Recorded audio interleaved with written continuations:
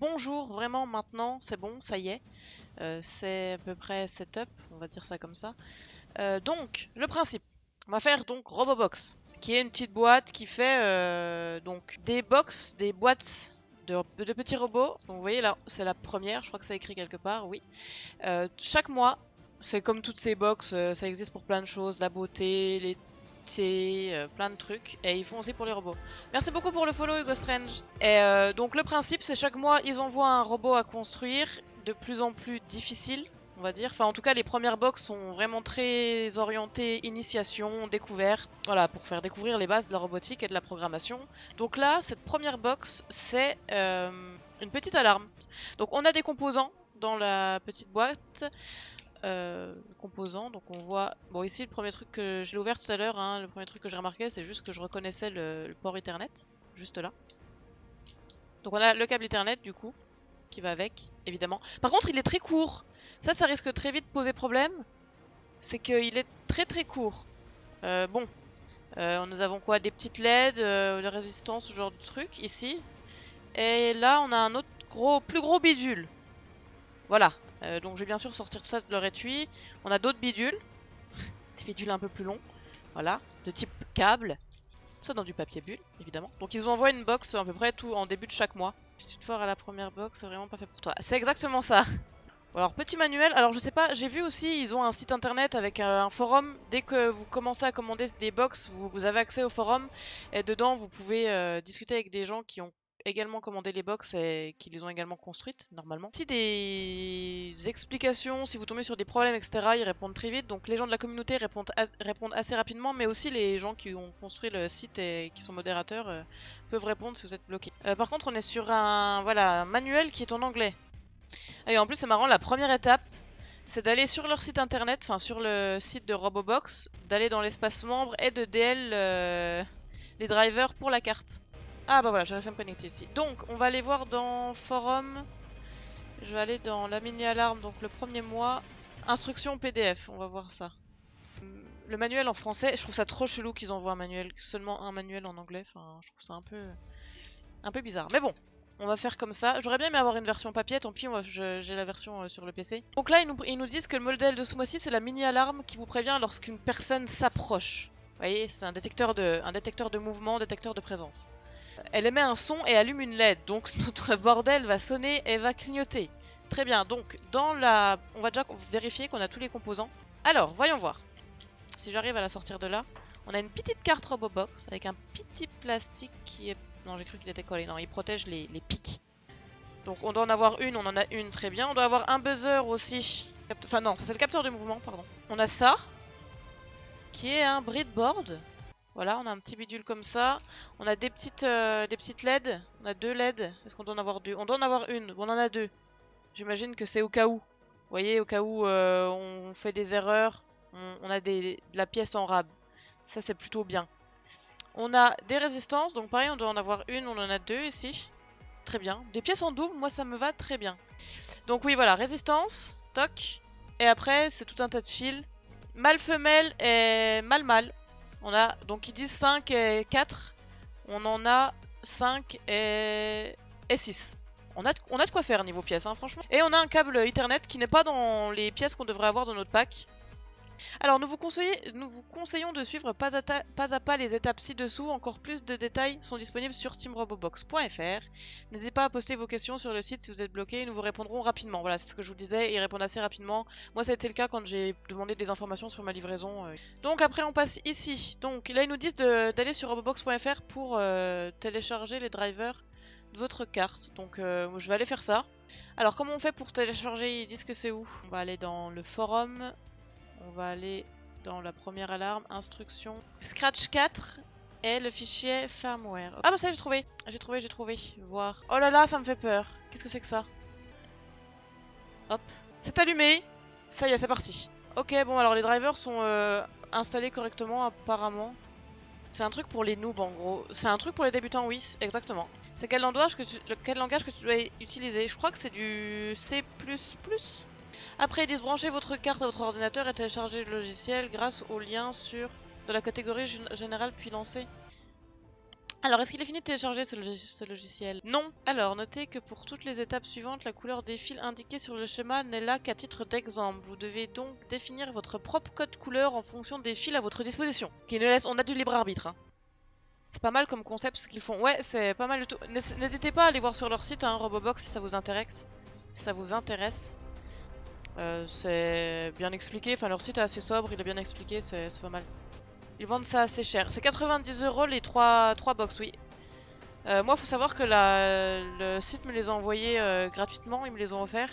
Mais ouais, je les avais commandés dans un premier temps moi-même, comme ça, j'avais versé 30 €. Enfin, c'est 90 € pour 3 mois, sinon c'est 30 € la box. 30 €, et il me semble que si vous vous abonnez, genre pour 6 mois, quelque chose comme ça, vous avez une petite réduction chaque mois, vous payez genre peut-être 25 € votre box, quelque chose comme ça. Après, on verra dans les 2 autres box que j'ai, au niveau des composants, s'ils renvoient à chaque fois cette carte. À mon avis, cette carte-là, il faut à chaque fois qu'on la démonte et elle nous servira peut-être qu'une fois. Donc 86 € pour 3 mois et presque 300 € l'année. Ouais, voilà, c'est ça. Bon. Alors, et ben voilà, pendant qu'on discutait, le logiciel a terminé. Donc je vais le lancer. Je verrai si j'ai besoin de faire une capture d'écran ou quelque chose comme ça. Bon alors, tu te lances s'il te plaît? J'ai téléchargé un virus, ça y est, c'est foutu. Ah voilà, ouverture en cours. Ça y est, c'est bon. On va l'exécuter en tant qu'administrateur parce que j'ai pas l'impression que ça marche bien. Oula, il y a tout un tas de trucs à installer. Ça y est, c'est bon. Close.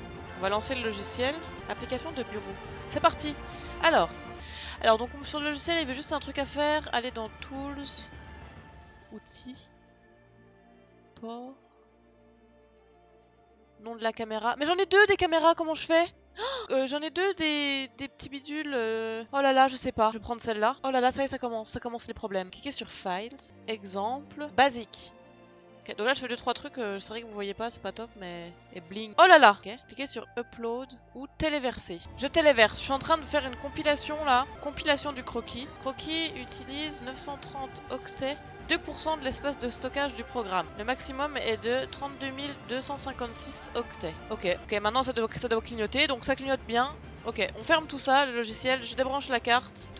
Voilà, on a fait la première étape. Donc maintenant on va passer au moment où on câble. Donc on dépose notre carte. Oui, il la dépose dans le sens là. Donc là je suis le tuto. On dépose la carte, on dépose le breadboard, toc, comme ça ils le mettent eux.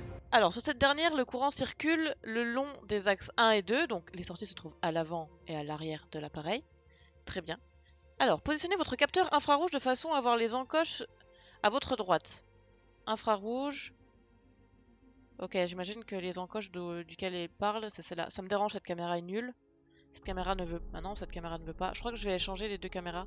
Je vais mettre la meilleure caméra sur ma tête et la caméra de merde sur mes mains. Parce que ça va pas là. Vous êtes d'accord que ça va pas? Pourquoi elle ne veut pas? Donc les encoches, ou alors c'est peut-être les petits pins là, Ça là, je pense que c'est peut-être ça là.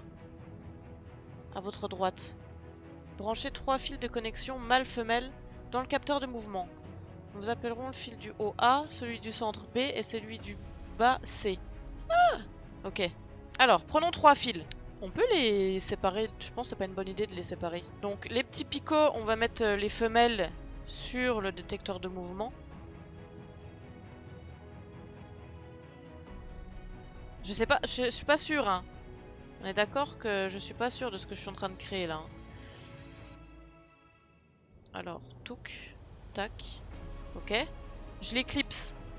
Ok, c'est clipsé. Voilà. J'ai pas du tout suivi les couleurs qui sont à l'image. Parce que si on part du principe que le truc est là, là on est sur du A, B, C. Dans l'ordre là. Ou alors... Mais attendez, je sais pas... Attendez, je défais. Si le stream crash, nous comprendrons pourquoi. On va faire les choses bien. On va prendre les fils là. Ceux-là.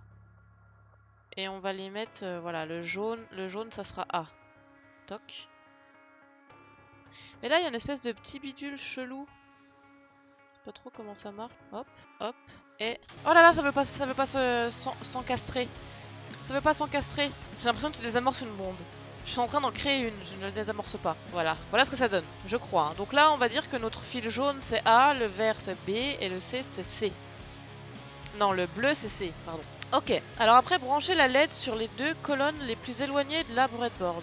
Il faut que je branche la LED sur les 2 colonnes les plus éloignées. Donc, voilà notre truc là. Je pense que c'est pas trop mal de les brancher là. Hop là. C'est branché là? On va dire que c'est branché. Avec la jambe la plus courte de la LED dans la colonne tout à gauche. Ah merde! Ok, bah c'est ce que j'ai fait. Vous voyez, on voit qu'elles ont des jambes de taille différente. La jambe la plus courte à gauche, voilà, comme ceci. De la colonne... Alors après, relier ensuite les colonnes 1 et 2 sur la colonne de gauche à l'aide de la résistance. Le sens importe pas. Ok, donc là on a une résistance. On va les décrocher puisqu'elles sont accrochées entre elles. Là on en avait deux. Hop, je la nettoie un petit peu. Voilà. Donc on peut plier je pense tout ça. Hein. Moi je plie le petit câble. Hein. Et là on les accroche n'importe où. Colonne tout à gauche, relier ensuite les colonnes 1 et 2 sur la colonne de gauche à l'aide de la résistance. Le sens importe pas. Bah on va accrocher n'importe où, hein. Genre au point là et au point là. C'est difficile à mettre dans les petits trous là. Enfin, je sais pas à combien de pression faut mettre. Est-ce qu'il faut appuyer fort? Est-ce qu'il faut que ça soit enfoncé jusque où? Il veut pas. Bon, est-ce que ça importe que ça soit dans le même trou, dans le même écartement? Bon, on va mettre comme ça. Voilà, donc je l'ai mis... Je l'ai mis de façon à ce que ça soit collé, vous voyez, au trou, comme ça. Je pense que c'est bien comme ça. Très bien. Étape 8. On passe de l'autre côté. Prenez 2 fils de connexion mal-mal. Donc les fils mal-mal, c'est ceux-là. Donc pareil, il y a un petit scotch là entre eux. Je pense qu'on peut le... On peut l'enlever. Alors j'ai un cutter pas loin de moi. Mais je pense pas que ce soit une bonne idée. Bon alors c'est possible qu'à la fin de la construction de cette chose, ça ne marche pas. Hein.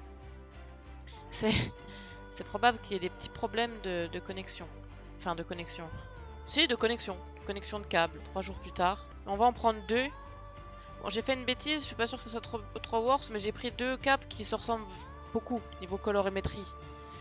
Oh non, mais je les décroche d'entre eux, je sais pas s'il faut faire ça. Oh, ça y est, c'est le début des bêtises. Alors là, il faut le relier à présent à la résistance. Oh non. Alors, ok. Ça devient compliqué, je sens que ça devient compliqué. Donc là ils disent prenez 2 fils de connexion mal-mal, donc les voilà.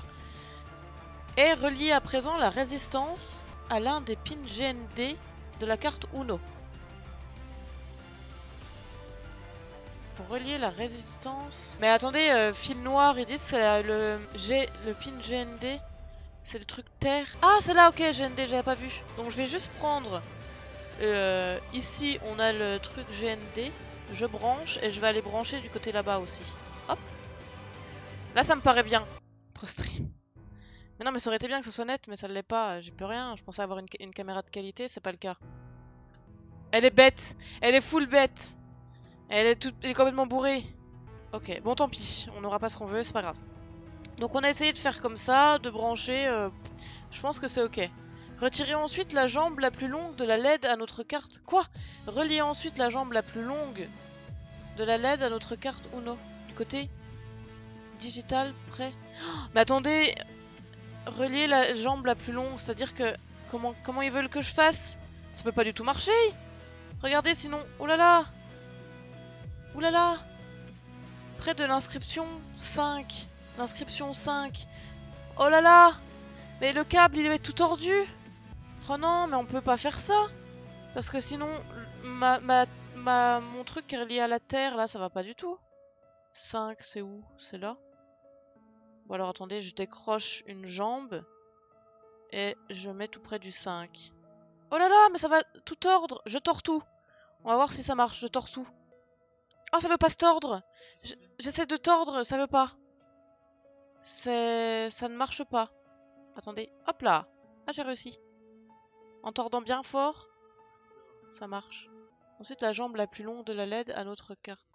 Ouais, alors attendez, peut-être que... Ah non, j'ai compris. Attendez, j'ai peut-être une autre idée. Vu que notre breadboard là, il marche en ligne de connexion, je vais rebrancher ma LED. Donc la petite jambe à gauche, la grande jambe à droite. C'est pas facile à mettre là-dedans là. Voilà. Et on va utiliser le câble là, qu'on va brancher... Attendez. Donc on va brancher là. Ah non, là, sur une ligne, sur une colonne, plutôt. Hop. Et je vais la brancher là-bas. Putain, mais c'est trop... Franchement, c'est trop compliqué, là, pour faire relier les trucs. Donc, à proximité du 5. Voilà. C'est bon. J'ai réussi. Alors, la petite jambe, par contre, je sais pas si elle est assez enfoncée. Mais bon, on va dire que oui. Branchez maintenant le fil de connexion A du capteur sur la carte Uno à côté de l'inscription 5 volts. Ah oui, alors le fil de connexion A, c'était notre truc de tout à l'heure. Donc le A, c'était le jaune, on a dit. Donc le jaune... Donc ça, c'est le capteur de mouvement. Bon, alors le fil jaune, sur la carte, côté de l'inscription 5 volts. Alors cherchons l'inscription 5 volts. Elle est là. C'est à côté des prises terre. Je branche. Puis le B sur la carte à côté de l'inscription 2, côté digital. Alors le B, c'est le vert. Donc c'est de l'autre côté là-bas. Mais attendez, mais à quel moment c'est possible de faire ça? Il y a des câbles de partout. Et puis ils sont pas... On peut les décoller un petit peu entre eux? J'imagine que oui. Hop. Mais en fait, je pourrais les décrocher complètement, je pense. Plutôt que de tout laisser traîner. Valet, est-ce que je peux tout décrocher entre eux? Genre... Les 3 que j'utilise pas, les 3 mâles que j'utilise pas, là, je peux les défaire? J'imagine que oui. Moi, je les défais, hein. C'est parti. Hop là! On les décroche. Voilà! Là, déjà, on se sent mieux, on se sent plus libre de nos mouvements. Donc, le vert, on a dit à côté de l'inscription combien? 2. Ah! Voilà. Touc! C'est bon. Et enfin, le C sur la carte à côté d'une seconde inscription. Ok, donc le C, c'est aussi une terre. Je pense. GND, ça doit être entre les deux là. Oula, faut passer entre le jaune et le bleu. Enfin, faut placer le bleu à côté du jaune. Ok. À présent, brancher 2 fils connexion mâle-femelle. Donc, on va décrocher tous ces trucs. Hein. On va les individualiser. Brancher 2 fils de connexion sur le buzzer. Donc, on les branche à l'arrache sur le buzzer. Le buzzer qui est ici. Mais on n'a plus de pins disponibles. On n'a plus de pins disponibles. Le problème, c'est que là, on a tout qui est branché. Et je sais pas à quoi on peut... Brancher 2 fils de connexion mâle-femelle sur le buzzer, puis relier le câble proche de l'inscription plus, la jambe la plus longue, à la carte ou non. Ah, ça y est! Parce que vous voyez, il y avait 3 pins là qui étaient accessibles, et je les ai déjà reliés. Et là, ils nous en demandent de en brancher 2 de plus. Mais je sais pas trop où les accrocher, puisque au-dessus, là, je sais pas ce que c'est les... Ou alors, faut brancher... Parce que c'est quoi, ça? Est-ce qu'on peut mettre des trucs dedans? Parce qu'au pire, là, on peut dire que c'est une femelle? Non, on peut pas. Parce qu'au pire, là, il y a un mâle. Ici, il y a une prise mâle qu'on pourrait relier à une prise femelle. Ça a juste besoin de... Ah non, c'est le détecteur de mouvement. C'est ça mon erreur. Qu'est-ce qu'ils appelaient buzzer? Ah, c'est ça mon erreur. Ah mais non, mais le buzzer, c'est une autre pièce. Ça y est, j'ai compris mon erreur. C'est ça. Ce truc-là. Donc là, on a 2 mâles qu'on va relier à 2 femelles. Donc on s'en fout, j'imagine, de l'ordre. Hop. Qu'on va relier la jambe la plus longue. Alors ça, c'est pareil. À quel moment... Ah si, oui. Ok. Là, les 2 pics, ils sont pas de la même longueur. Donc on va prendre le rouge. Le rouge, on va le mettre sur la jambe la plus longue. Toc. Du coup, on va aller relier le rouge, le mâle, là. On va le relier au plus. J'espère que ça va marcher du premier coup. Hein. Alors, attendez, il faut trouver le plus. Maintenant. C'est où? Je trouve pas le plus. Attendez, on me ment. Normalement, c'est par là. Et si on regardait le dessin un petit peu? Peut-être que sur le dessin, c'est écrit. Normalement, c'est censé être... Je suis sûre que c'est écrit en gros. A few moments later. Et le fil le plus proche du 0. Ok, donc là, on met la petite jambe. Toc. La petite jambe qu'on la relie près de la 3e inscription GND. Très bien. Et la petite jambe, c'est ce câble-là. On va un petit peu désembobiner. Donc GND. Par contre, des GND, je peux vous dire qu'il y en a beaucoup. J'ai dû brancher tout un tas de trucs alors qu'il n'y a que deux fiches sur GND. Donc j'en branche encore une. Parce que j'ai du GND au-dessus là. Et j'ai du GND en dessous. Mais je vais brancher un petit peu en dessous. Non mais ça va pas exploser. Hein. Je pense que ça va pas exploser. Hein, promis. Près de la 3e inscription. Ok. Étape 11. Alors ici nous verrons les instructions logicielles. C'est-à-dire le code qui sera envoyé dans notre petite machine. Alors là, il ne reste plus qu'à la programmation. Maintenant, on va passer à la programmation. Ce code va permettre à l'alarme de suivre les instructions que nous désirons. Afin de taper ce code, lançons le logiciel. Ok, je vais vous faire une petite capture. Là, on va faire de la programmation, c'est parti. Dans la grande fenêtre blanche. Alors, afin de taper le code, lançons le logiciel. C'est dans la grande fenêtre blanche au centre que nous devons l'écrire. Alors, attendez. Là, je vais taper du code, les gars. Ici, je pense. Je pense que c'est là. Avant, ils disent... Avant la ligne. Void setup. Donc je pense que c'est là. trouver. Alors, dans un premier temps, il convient de définir les variables globales, c'est-à-dire les variables qui seront utilisées tout au long du programme. Ok. Alors, nous définissons le pin de la LED à 5. Ok, alors je vais faire ça. Je vais définir le pin de la LED à 5. Donc, je pense qu'il faut faire toc, toc, toc. J'imagine que les majuscules ont une importance. Ok. Donc ça, c'est la LED. La sortie de la LED, ça. Donc c'est sur le 5. Je vais vérifier quand même si que mes trucs correspondent bien ici. Donc on a notre LED qui est ici, qui est du coup lié au fil orange, qui est du coup accroché au niveau du 5. C'est bon, c'est bien ça. Définissons le pin du capteur du mouvement à 2 et le pin du buzzer. Ok, donc là on doit dire en fait quel truc est relié à quoi. Donc après on a... Là on a le 2. Là on parle de notre buzzer, donc c'est ce qui fait le bruit. Égale 6. Donc attendez, je vérifie juste que j'ai mis les bons trucs au bon endroit, parce que j'imagine que ça a une importance. Donc en fait, ici, on a le vert qui est donc le truc qui transmet l'information. On a le bleu qui est la terre. Et on a le jaune qui est du coup l'alimentation en 5 volts, en énergie. Ok.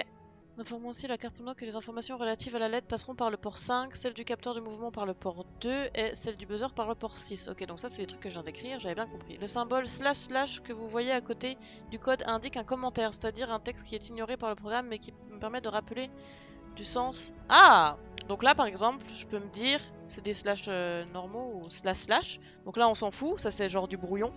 On peut dire que c'est définition.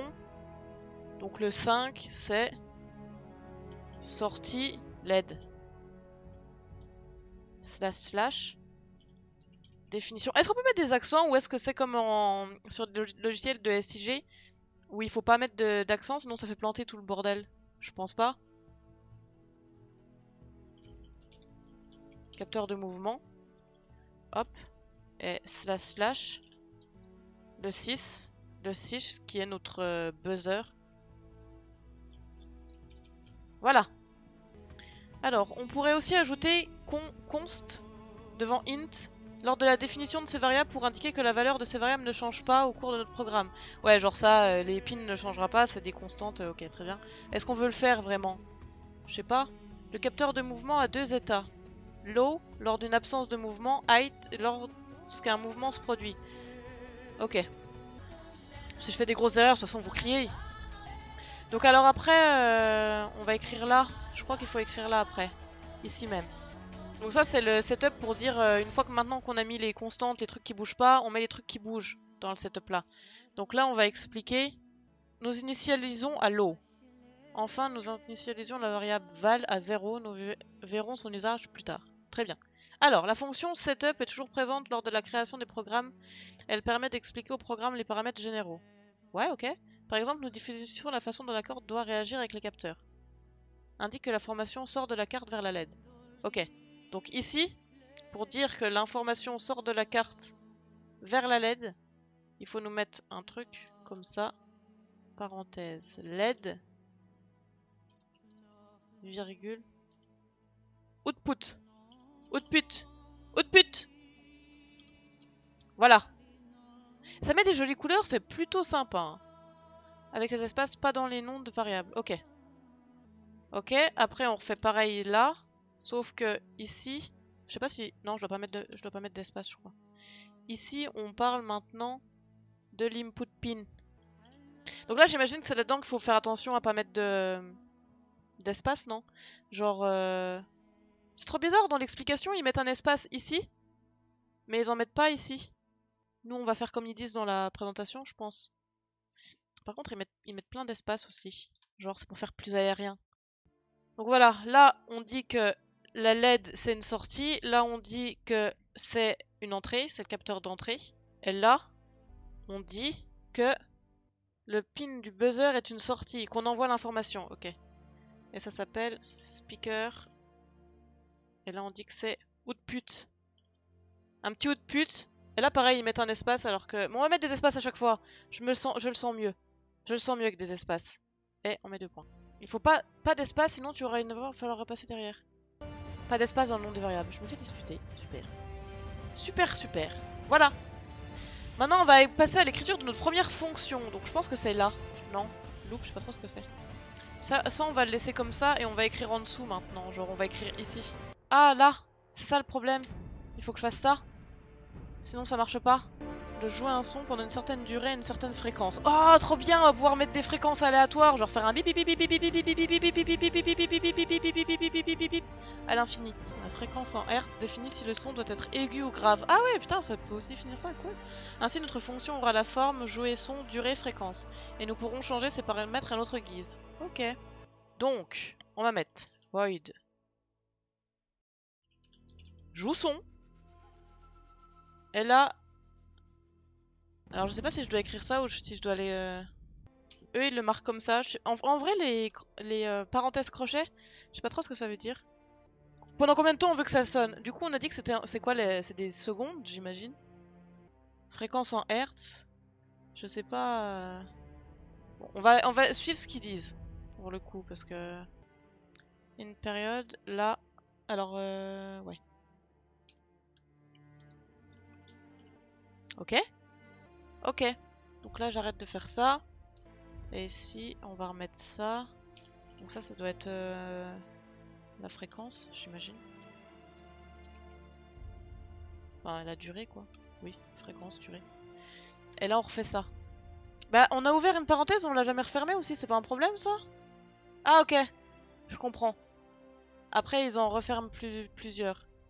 Et là on commence à écrire des trucs. Donc attendez, on va peut-être lire les instructions qui nous disent. Parce qu'on n'est pas sûr de bien tout comprendre. Dans un premier temps, une définition des variables de base. Le programme interprétant les données en millisecondes. Ah, c'est des millisecondes, c'est pour ça que j'en ai mis autant. Nous multiplions par 1000 pour définir une durée d'une seconde. Ok, donc là, en fait, ça va faire bip. Salut, Chi. Si, pardon. Donc là, notre truc, il va juste faire bip. Notons la fréquence de l'envoi du son pour correspondre à une fréquence audio. Nous initialisons la variable temps passé. Ensuite, nous créons une boucle, c'est-à-dire une répétition de la même action pendant la durée définie précédemment.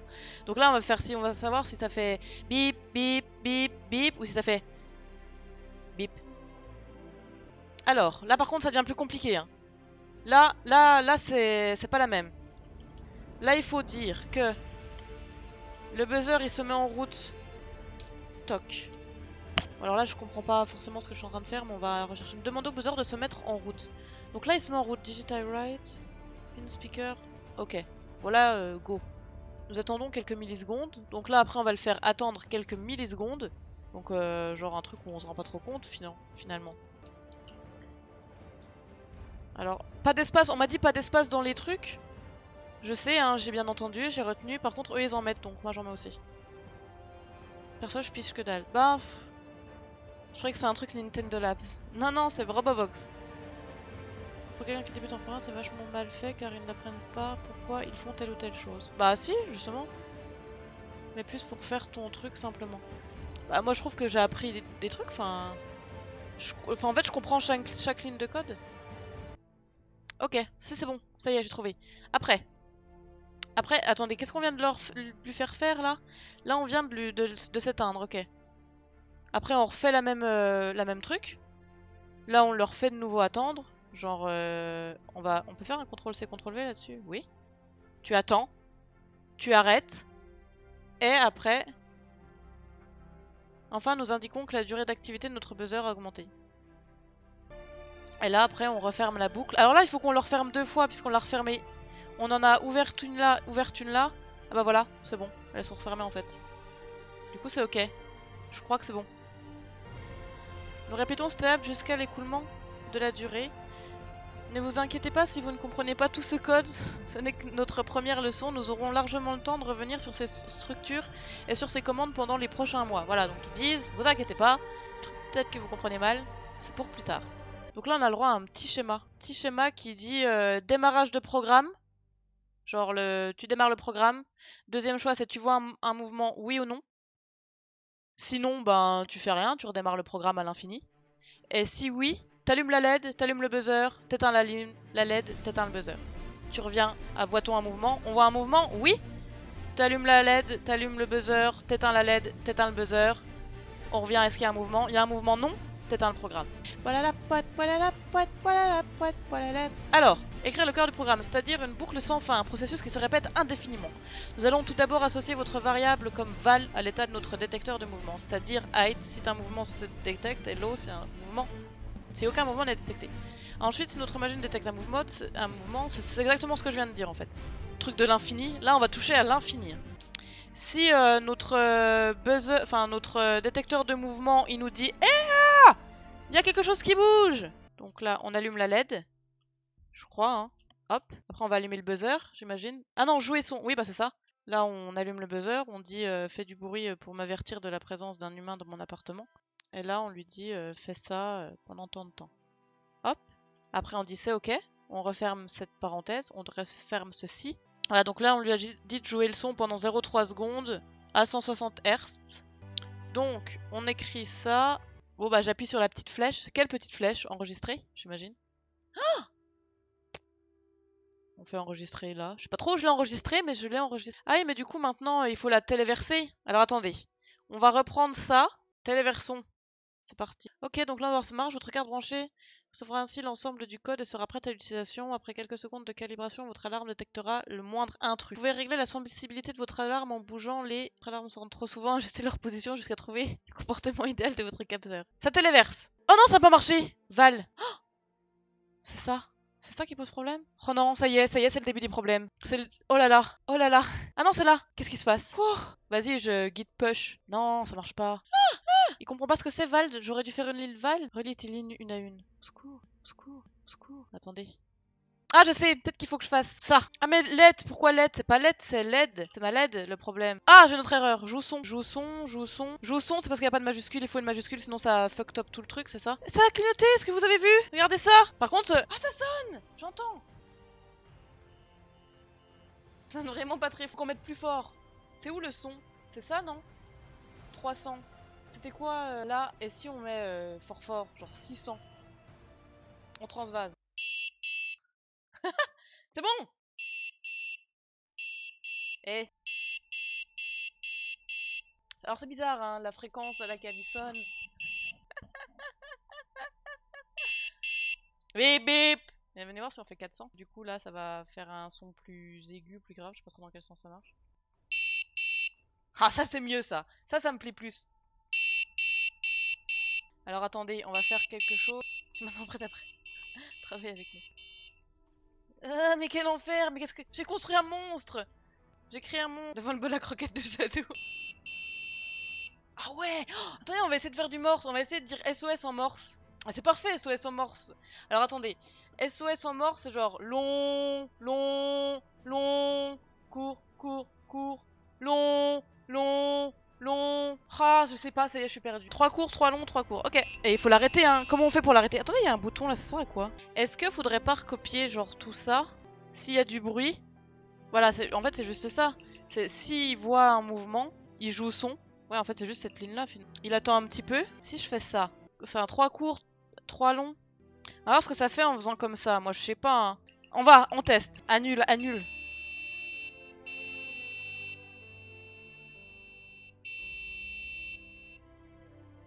Merde. Mais pourquoi il le fait pas plusieurs fois? Pourquoi C'est pas ça qu'il faut faire. Attendez, c'est pas ça.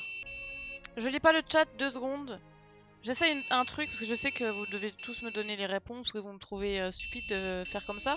Mais j'essaie d'apprendre par moi-même, parce que si je fais des trucs sans comprendre, ça sert à rien. Il m'énerve, hein, il bip à l'infini. Quel enfer. Ça me met la pression. Ok.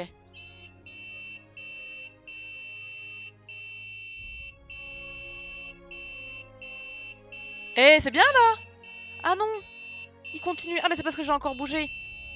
En fait, il faudrait lui dire de le faire moins souvent, parce que c'est insupportable. Genre, de le rendre moins sensible. Là, il faut que je mette une pause plus grande. Ici. Et... Attends. Et là. Alors, attends. Je mets une pause plus grande entre les 3 séquences.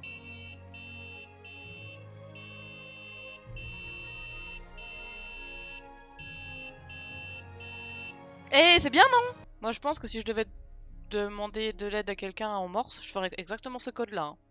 dans le manuel. Trop facile, nous vous proposons de nouveaux défis. Joue 3 sons différents à la suite lors d'un passage et n'allumez l'alarme que lorsque le capteur détecte 3 mouvements de suite. Il y a ça aussi. Alors là, je pense que ça se joue.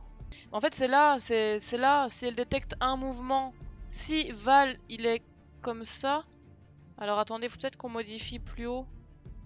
Genre Val. Ah bah c'est là alors. Je pense que c'est là. Là, si on met 10, elle est hyper pas sensible. Enfin, faut bouger beaucoup. Ok. Non, mais c'est pas mal comme principe. Et je pense que ça va être intéressant aussi.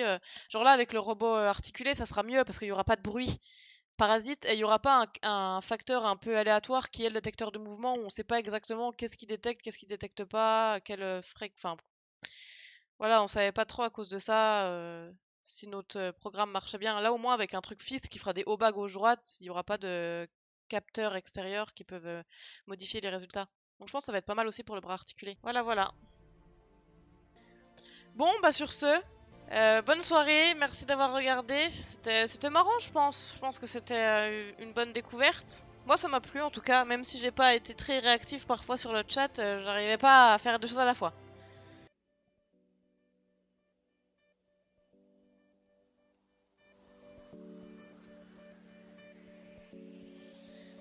Des bisous.